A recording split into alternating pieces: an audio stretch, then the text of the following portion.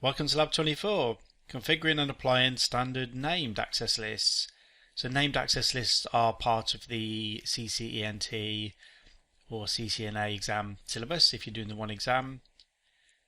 So same configuration commands, but the syntax changes very slightly when we're doing our named access lists. And you need to be familiar with how to configure these for the exams. So I'll hop on to our GNS3 topology here. I'm just showing you how to wipe off the last configuration or the access list part. You just type out the command again, no access -list m, and you can see that will wipe off our access list. Basically, the reason why I'm doing this is it just saves putting all the IP addresses in, and you get to a point where you're like, yeah, I know how to do IP addresses now, so why do I have to keep typing them in again? And the answer is you don't. So I've removed the access list and I'm actually going on to the interface now and also taking it off the interface. So this is going to leave us with a just a configuration with IP addresses and any routes we have, any static routes. So do try it for yourself once you're happy with all the basic commands, because the topologies kind of repeat themselves. They do change a lot, but while we're doing access lists, I think most of the IP addressing, for example, just repeats itself. We don't concentrate on that part of the command line.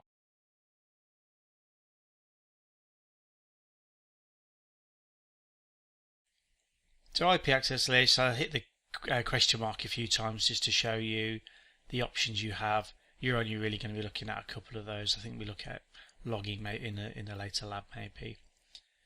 So IP access -list standard, and we're going to give it a name. It's real handy for us to know what our access list does, because you could have several. I've worked for some companies that have got some standard access lists that they use all over the network, and it's handy to have names so you can know which one's doing which, rather than looking at access list number 273, for example. It doesn't really mean anything to us.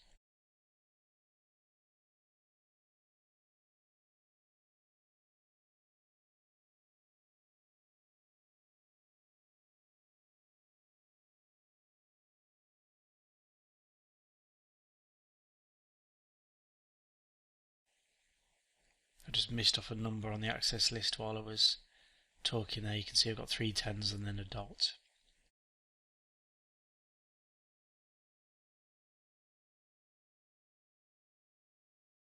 Alright, so the router knows that we're talking about a network now. I didn't put the term host in. So I'm denying anything on the 10.10.10.network with the wildcard mask. You can see you obviously need to be familiar with the theory behind wildcard masks, which hopefully is included in your study guide, whichever one you're reading.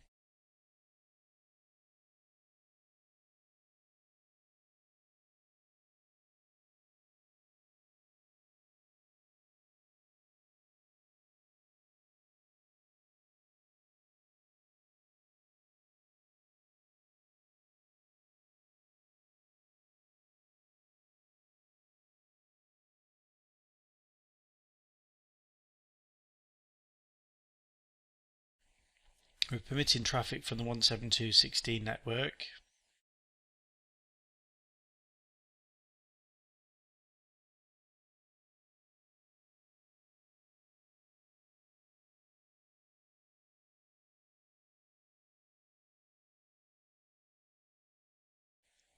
Obviously, to get access lists to work, we need to apply them somewhere, and in this instance, this access list looks like it's going onto the serial interface here.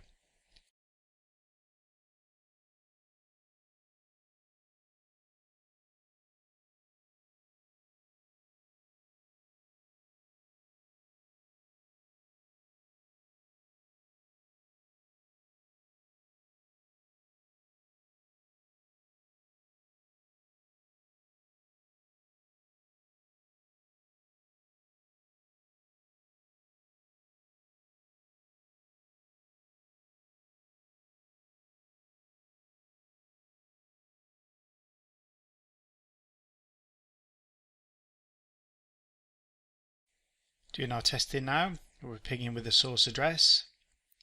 You can see some of the traffic is blocked with the fact we're getting the U's and reachables. Show IP access list would show us some hits. I've put the name in here.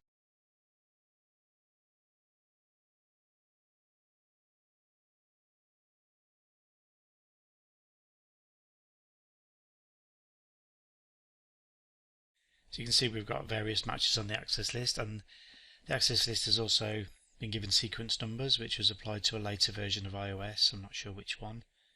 That'll be important later for a later lab.